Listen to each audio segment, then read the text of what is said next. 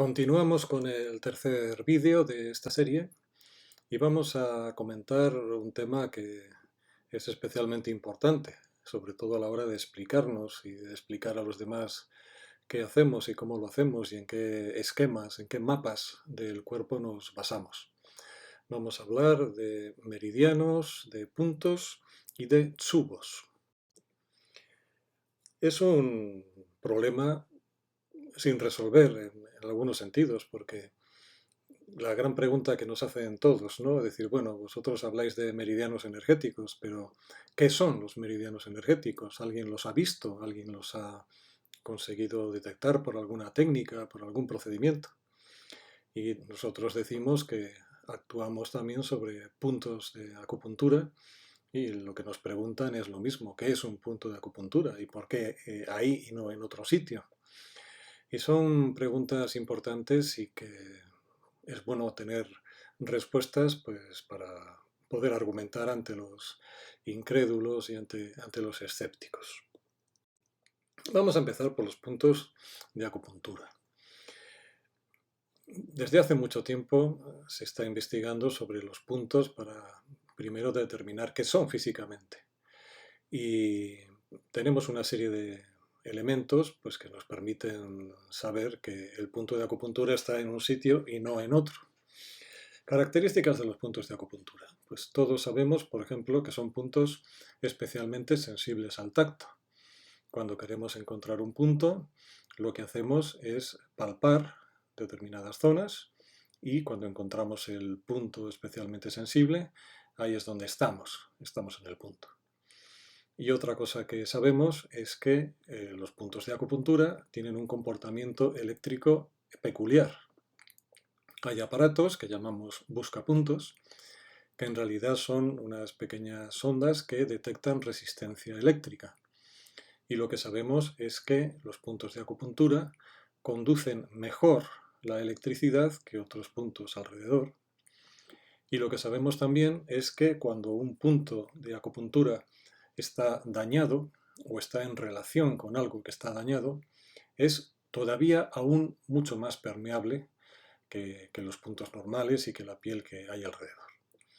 Bossi, hace varias décadas, se dedicó a hacer biopsias de los puntos de acupuntura y lo que encontró es que en esos puntos había un mayor número de terminaciones nerviosas libres. Y eso explica el hecho de que sean puntos más sensibles al tacto. Y lo que también encontró es que había un mayor número de pequeños vasos capilares venosos. Y por lo tanto, al haber más agua, hay una menor resistencia eléctrica.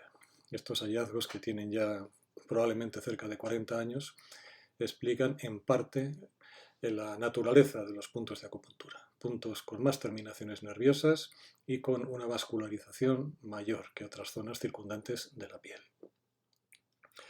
Los puntos de acupuntura los podemos utilizar como diagnóstico y, por supuesto, como terapia. Como diagnóstico, ¿por qué? Porque los puntos pueden estar energéticamente en insuficiencia o pueden estar en exceso. Si el punto está en insuficiencia energética, cuando palpamos el punto, encontramos una consistencia especialmente blanda, especialmente inerte cuando palpamos la zona. Mientras que los puntos que están en exceso, en cuanto los palpamos, son puntos que suelen ser muy reactivos, muy dolorosos, y además al tacto se nota que ahí hay algo literalmente en exceso, algo hinchado, algo más tumefacto, algo que tiene un tono mucho más alto. Esto sería suficiente ya para dar una visión de los puntos de acupuntura, es decir, llevamos, nosotros no, pero los orientales, cientos, miles de años paseándose por el cuerpo diferenciando puntos y tienen localizados los puntos de acupuntura, además de una forma sorprendentemente unánime, porque hay multitud de escuelas, multitud de corrientes, pero los puntos básicos de acupuntura parece haber una cierta unanimidad de cuáles son y dónde están. Y eso es un tema realmente importante. Algunos de los puntos de acupuntura forman parte de los meridianos energéticos. Luego hablaremos de los meridianos. Y luego hay otros puntos extra que no forman parte de los meridianos, pero que también tienen las mismas características de sensibilidad, resistencia eléctrica, es decir, que no hay duda de que son puntos útiles, son puntos reales, pero sin formar parte del hilo conductor del meridiano. Hace unos años se empezó a establecer una relación que la verdad que es interesantísima, y es que los puntos de acupuntura, en un porcentaje altísimo, coinciden con los llamados puntos gatillo miofasciales. ¿Qué es un punto de gatillo? ¿Qué es un punto gatillo miofascial? Un punto gatillo miofascial es un punto que está situado o en una zona de músculo o en una zona de fascia, de la membrana que rodea al músculo, y que tienen la característica de que son puntos especialmente reactivos a la presión. Son puntos especialmente excitables y que se comportan de una manera muy previsible, porque cuando el punto está activo, cuando el punto está excitable y por alguna razón lo tocas, lo presionas o provocas un estímulo mecánico, lo que hace el punto gatillo es que crea una banda tensa que se va a contraer de una manera refleja. Es decir, el punto gatillo miofascial, en el momento en que lo tocas, en el momento en que lo tensas, produce una contracción muscular en una banda de músculo, además bastante bien delimitada. Y lo que se descubrió hace unos años, comparando la localización de los puntos gatillo miofasciales con los puntos de acupuntura, es que coincidían en un porcentaje altísimo. Depende de zonas, la coincidencia puede ser de más del 90%. Con lo cual hay una teoría que dice que los puntos de acupuntura y los puntos gatillo miofasciales son la misma cosa. Lo que ocurre es que en Occidente los hemos llamado puntos gatillo miofasciales y los hemos considerado como puntos hiperreactivos que van a producir una banda tensa y un espasmo muscular, mientras que desde el punto de vista oriental se ha orientado el tema de otra manera y se les ha considerado puertas de entrada al cuerpo energético con otra serie de utilidades. Pero bueno, cabe la posibilidad de que exista una relación, no solamente una coincidencia, sino realmente que los puntos gatillo miofasciales y los puntos de acupuntura probablemente estemos hablando de la misma cosa. La información que tenemos a fecha de hoy es suficiente como para decir que es exactamente lo mismo un punto de acupuntura que un punto gatillo miofascial. Yo no me atrevería a ser tan extremo, pero sí que hay razones para decir que la coincidencia es realmente apabullante. Y en definitiva, los puntos de acupuntura son puertas de entrada a nuestro cuerpo energético. Es decir, son puntos que por su especial, vamos a decir, permeabilidad, nos permiten utilizarlos como vías de entrada, como puntos de comando sobre los que podemos actuar para modificar la respuesta de nuestro cuerpo energético, para no solamente tratar problemas locales, sino que a distancia podemos modular la actividad de nuestros órganos y de nuestras vísceras a través de ese sistema de meridianos que vamos a describir a continuación. En el mundo del shiatsu utilizamos un término, que es el término tsubo, para referirnos a lo mismo, a los puntos de acupuntura. Un tsubo, lo vemos en la imagen, es una especie de ánfora de cuello estrecho que utilizan los pescadores japoneses para atrapar pulpos, como una especie de trampa.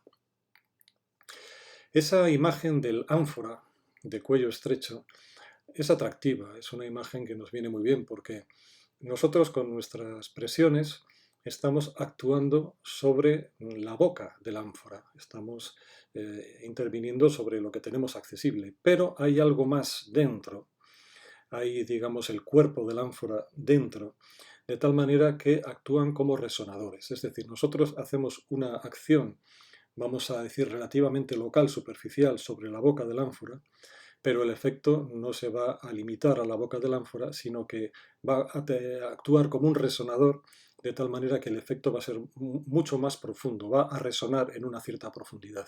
Esa idea de Subo realmente es atractiva, es interesante, porque no deja de ser una explicación de lo que hacemos con los puntos de acupuntura también. Pero el término japonés en el mundo del shiatsu, el correcto sería Tsubo. Con respecto a los meridianos energéticos, ¿qué podemos decir? Pues la gente nos pregunta, bueno, ¿alguien ha visto un meridiano? ¿Alguien, no sé, por alguna técnica lo ha descubierto? Bueno, pues aquí también hay un cierto espacio para la polémica. Cosas interesantes. El trayecto de los meridianos está perfectamente definido desde hace cientos, miles de años. Y como decía antes, de los puntos de acupuntura hay una coincidencia realmente notable entre diferentes escuelas y diferentes corrientes de pensamiento que lo sitúan de la misma manera y en los mismos lugares. Lo que decimos es que son redes energéticas.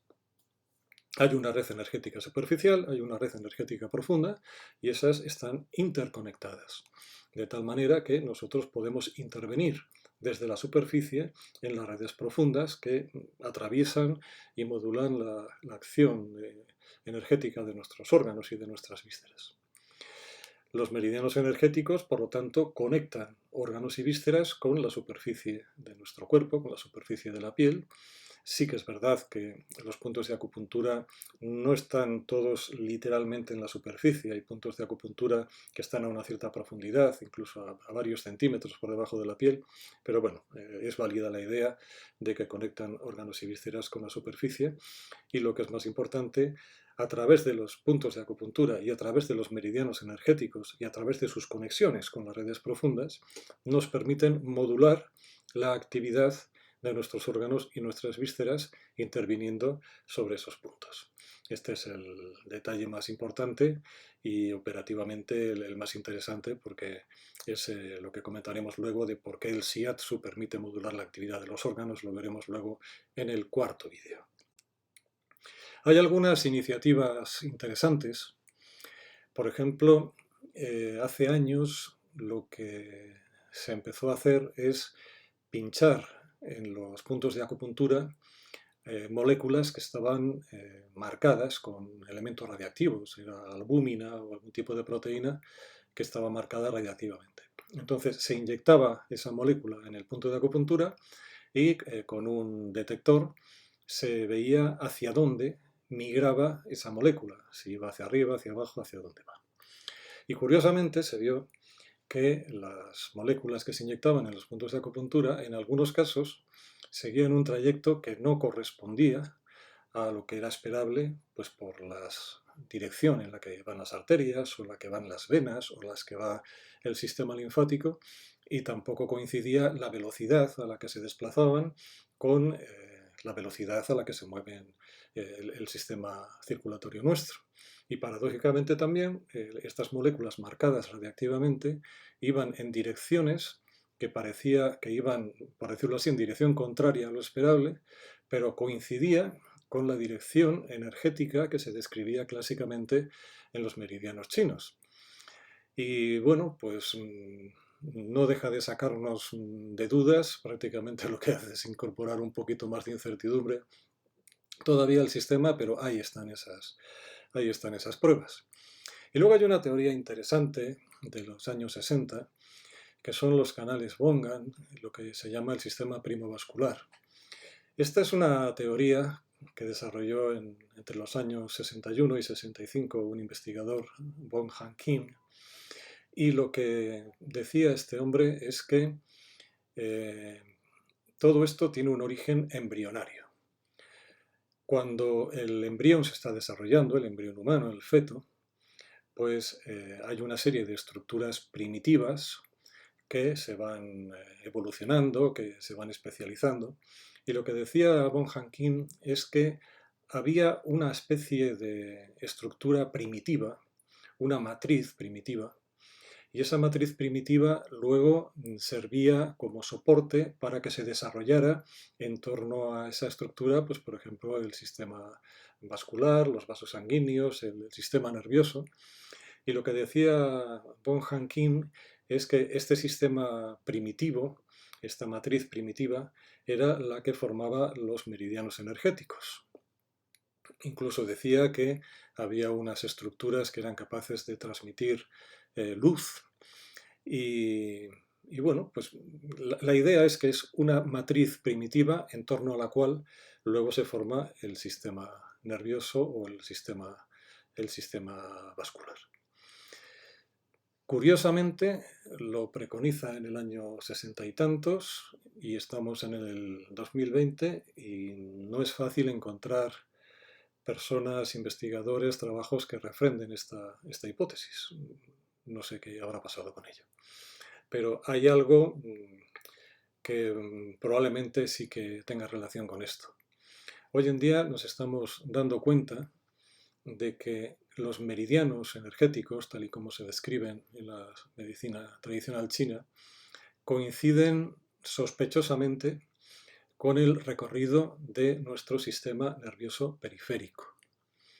Y hoy en día existen disciplinas como es la electroneuroacupuntura, en la cual lo que hacemos es utilizar los mismos puntos de acupuntura, pero en vez de razonarlos como meridianos chinos, pensamos como recorrido de sistema nervioso. Es decir, nosotros tenemos un punto bazo 6 que sabemos que tiene una acción importante sobre la parte inferior del abdomen, sobre la pelvis, y cuando nosotros tratamos ese punto desde la medicina china, podemos decir que es un punto de meridiano de bazo, donde se cruzan también meridianos de hígado y riñón, pero en la moderna electroneuroacupuntura lo que decimos, estamos estimulando el nervio tibial. Y el punto bazo 6 es un punto de acceso privilegiado para llegar al nervio tibial. Y eso pues con cualquier punto. Decimos, bueno, pues el punto pulmón 7, pues que para nosotros, bueno, pues no es un punto exactamente de meridiano de pulmón, sino que se trata de fibras superficiales del nervio radial. Es decir, hay una corriente ahora que lo que hace es traducir el recorrido de los meridianos en términos de nervios periféricos. Y lo cierto es que el recorrido de los nervios periféricos se superpone de una forma sorprendentemente exacta con el recorrido de los meridianos. Podemos concluir que es lo mismo hablar de meridianos que hablar de nervios periféricos. Pues bueno, ahí está la discusión y probablemente, igual que establecíamos una identidad entre puntos de acupuntura y puntos gatillo miofasciales, acabemos también estableciendo una identidad entre meridianos energéticos y nervios periféricos. Pero me parece que es un poco pronto todavía para ser especialmente rotundo en esas afirmaciones. Lo que vamos a ver a continuación es probablemente el descubrimiento más impactante de los últimos años a la hora de explicar cómo es posible que a través de puntos periféricos podamos conseguir determinados efectos a nivel global, a nivel sistémico. Hoy en día disponemos de técnicas como la resonancia magnética funcional que nos permiten observar en tiempo real la actividad de determinadas zonas cerebrales. Tenemos al paciente metido en la máquina y estamos viendo en tiempo real qué áreas están inactivas, qué áreas están más activas, y esto lo estamos viendo en tiempo real. Y se hizo un experimento utilizando el punto estómago 36. Sabemos que es un punto que tiene una acción importante para, entre otras cosas, aumentar la resistencia del organismo, que tiene un efecto antiinflamatorio potente. En fin, conocemos muy bien las acciones de estómago 36, pero ¿cómo se explica eso? Y lo que hicieron los investigadores es colocar una persona en la máquina de resonancia magnética funcional y, en este caso, utilizar una aguja de acupuntura para estimular el punto. Y lo que se vio es que al estimular estómago 36, estábamos enviando una señal al cerebro a través del nervio ciático. ¿Y por qué del nervio ciático? Porque utilizando un modelo, por supuesto, no humano, cortaron el nervio ciático y dejó de transmitirse ese impulso. Y es más, si estimulabas el extremo del nervio ciático que habías cortado, otra vez volvía a transmitirse el impulso al cerebro. El impulso llegaba a la zona roja que estamos viendo en el dibujo del cerebro, que son unos núcleos de la base del cerebro, y estos núcleos, a su vez, estimulaban los núcleos del nervio vago. Y a continuación de eso, el nervio vago enviaba una señal a las glándulas suprarrenales, y las glándulas suprarrenales liberaban en sangre una serie de mediadores químicos, el más importante de ellos la dopamina, pero muchos más que la dopamina, que son los que llevan a cabo el efecto, porque son mediadores antiinflamatorios muy potentes y una serie de transmisores que ejercen la acción potente que atribuimos a estómago 36. Es decir, que el punto estómago 36 lo que hace es activar vía nervio ciático áreas cerebrales, y el mensaje de vuelta a través del nervio vago estimula las glándulas suprarrenales que liberan en sangre los mediadores químicos que hacen el trabajo. No es el único estudio que hay, ni mucho menos. Han hecho trabajos fundamentalmente sobre los puntos más utilizados, más populares de acupuntura, sobre intestino grueso 4, sobre los puntos, digamos, más utilizados, y la conclusión es siempre la misma, y es que estamos enviando mensajes al cerebro, y el cerebro, como gran ordenador central, es el que organiza la respuesta a través del sistema endocrino. Todo esto nos lleva a poder hacer esta afirmación, y es que el Shiatsu es una técnica de estimulación cerebral a distancia. Esta idea, este concepto, este descubrimiento es absolutamente fundamental para explicar lo que hacemos con nuestra técnica del Shiatsu. Estamos utilizando nuestros dedos para, a través de la estimulación de determinados puntos sensibles, de determinadas puertas energéticas, mandar estímulos a nuestro ordenador central, a nuestro cerebro, que a su vez va a dar las órdenes para que el sistema endocrino ejecute esa acción a partir de determinados transmisores, de determinados elementos químicos. Este descubrimiento es realmente fundamental para nosotros. Uno de los grandes aportes, de los grandes descubrimientos de estos últimos años. Nos queda un cuarto vídeo en el que vamos a ver un tema también muy importante, como es el sistema nervioso autónomo y la relación que tiene con el concepto de la medicina oriental de Yin y Yang.